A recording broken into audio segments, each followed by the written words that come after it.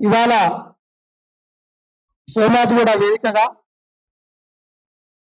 మిత్రుడు తీగల అశోక్ కుమార్ గారి యొక్క అధ్యక్షతన జరుగుతున్నటువంటి ఈ మీడియా సమావేశంలో వేదిక మీద ఉన్నటువంటి పెద్దలందరూ కూడా పేరు పేరున జైబీని తెలియజేస్తూ, మిత్రులారా, ఏదైతే తీగల అశోక్ కుమార్ గారు ఆగస్టు 8వ తారీఖు నాడు ఇందిరా పార్క్ హైదరాబాద్ నగరం నడిపెట్టినటువంటి ఇందిరా పార్క్ దగ్గర ఏదైతే మహాధర్నా తీసుకున్నాడో ఆ మహాధర్నాకు మేమందరం కూడా సంపూర్ణంగా మద్దతు తెలియజేస్తుంది. తను ఆగస్టు 8వ తారీఖు నాడు మహాధర్నా తీసుకోవడానికి ప్రధానమైనటువంటి కారణం ఏంటంటే, ఇవాళ రాష్ట్రంలో ఉన్నటువంటి రేవంత్ రెడ్డి సర్కార్ ఎన్నికల ముందు చేవెళ్లలో ఒక మీటింగ్ పెట్టి కాంగ్రెస్ పార్టీ అధినాయకత్వాన్ని మొత్తాన్ని కూడా అక్కడ తీసుకొచ్చి ఎస్సీ ఎస్టీలను మోసం చేసేటట్టు ఒక ఎస్సీ ఎస్టీ డిక్లరేషన్ తీసుకురావడం జరిగింది. ఆ ఎస్సీ ఎస్టీ డిక్లరేషన్ లో దాదాపు ఒక 12 పాయింట్లు పెట్టడం జరిగింది.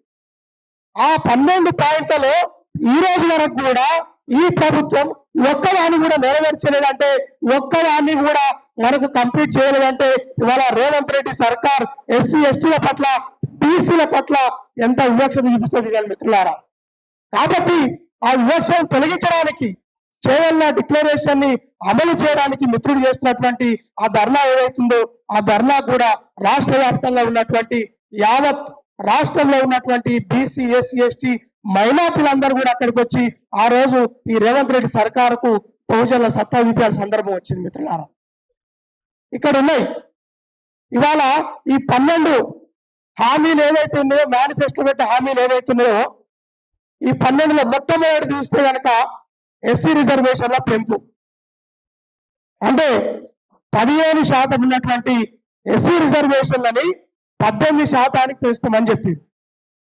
కానీ ఈ రోజు వరకు దాని మీద ముఖ్యమంత్రి కానీ, అదేవిధంగా కాంగ్రెస్ పార్టీ ఉన్నటువంటి ఏ మంత్రి కూడా మాట్లాడే పరిస్థితి లేదు. అదేవిధంగా 3 ఎస్సీ కార్పొరేషన్ చేస్తా అని చెప్పింది. ఇదే రేవంత్ రెడ్డికి హైదరాబాద్ ని 3 కార్పొరేషన్లుగా విడగొట్టడానికి సమయం ఉన్నది. మేడ్చల్, మల్కాజ్గిరి, హైదరాబాద్, సైబరాబాద్ అని 3 కమిషనర్లు చేసే టైం ఉన్నది. వాటికి డబ్బులు ఇచ్చే టైం ఉంది. కానీ చేవెళ్ల డిక్లరేషన్ ఇచ్చినటువంటి హామీ ఎక్కడ పోయింది? మరి మాల కార్పొరేషన్, మాదిగ కార్పొరేషన్, అదేవిధంగా 57 కులాలకు కూడా ఒక కార్పొరేషన్ ఏర్పాటు చేస్తా అని చెప్పిండు. మరి ఆ 3 కార్పొరేషన్లు ఎక్కడ పోయినాయి? అదేవిధంగా ఎస్టీలకు కూడా 3 కార్పొరేషన్ ఏర్పాటు చేస్తానని చెప్పి, మరి అంటే ఆదివాసులకు ఒక కార్పొరేషన్, లంబాడీలకు ఒక కార్పొరేషన్, అదేవిధంగా ఎరుకలకు కూడా ఒక కార్పొరేషన్ ఏర్పాటు చేస్తా అని చెప్పి, మరి ఆ 3 కార్పొరేషన్లు కూడా ఎక్కడ పోయినో మరి రేవంత్ రెడ్డి నిద్రమత్తులో ఉన్నాడా, లేదంటే తెలిసి తెలియనట్టున్నాడా అని చెప్పేసి మనం ఇక్కడి నుంచి ప్రశ్నిద్దాం. ఇవాళ 2 ప్రభుత్వాలు కూడా, అంటే అటు కేంద్రంలో ఉన్నటువంటి బీజేపీ ప్రభుత్వం, ఇక్కడ ఉన్నటువంటి కాంగ్రెస్ ప్రభుత్వం, 2 కూడా బీసీలకు, ఎస్సీలకు, ఎస్టీలకు, మైనార్టీలకు 100% వ్యతిరేకంగా పనిచేస్తున్నాయని చెప్పేసి మనమందరం కూడా గమనించాలి. ఇవాళ అటు కేంద్ర ప్రభుత్వానికి కానీ, రాష్ట్ర ప్రభుత్వానికి కానీ ఎస్సీల రిజర్వేషన్ ని 15 నుంచి 18% పెంచుతానికి వారికి ఏమో బాగా అవుతున్నది. 18% ఎస్సీలకు 18% రిజర్వేషన్ ఇస్తాను వాళ్ళు భయపడుతున్నారు, బాధపడుతున్నారు, వాళ్ళ ఇంట్లోంచి తెచ్చిచ్చినట్టు భయపడుతున్నారు. కానీ అదే 3% ఉన్నటువంటి 3% ఉన్నటువంటి అగ్రవర్ణ పేదలకు మాత్రం రాజ్యాంగాన్ని సవరించి పార్లమెంట్ లో బిల్లు చేసి వారికి 10% రిజర్వేషన్ ఇస్తున్నారు. ఇవాళ బీసీలుగా, ఎస్టీలుగా మనమందరం కూడా కేంద్ర ప్రభుత్వం చేసే కుట్రను కూడా మనమందరం మరొకసారి ప్రజల్లోకి తీసుకోవాల్సినటువంటి సందర్భం వచ్చింది మిత్రులారా.